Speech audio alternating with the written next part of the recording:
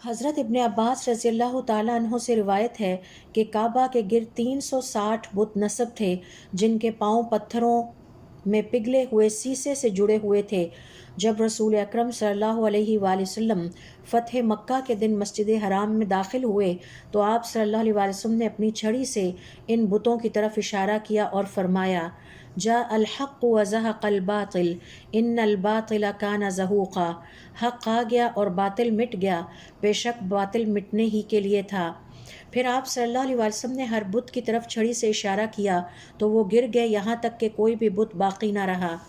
بتوں کا اللہ کے حکم سے گرنا دراصل آپ صلی اللہ علیہ وسلم کی نبوت کے حق میں گواہی ہے۔ بے شک اللہ تعالیٰ کی مدد سے حق غالب ہی ہوتا ہے اور باطل مٹنے کے لیے ہے۔ یوں بیت الحرام کی تطہیر کا عمل آپ صلی اللہ علیہ وسلم کے ہاتھوں سر انجام پایا اور یہاں توحید کی شمع روشن ہوئی۔ اسلام نے عملی طور پر شرک کو مٹا دیا اور حق آنے سے باطل خود بخود مٹ گیا۔ روشنی آ جائے تو اندھیرا ختم ہو جاتا ہے۔ آپ صلی اللہ علیہ وسلم نے نرمی کے ساتھ لیکن یقینی انداز میں شرک کا خاتمہ کیا۔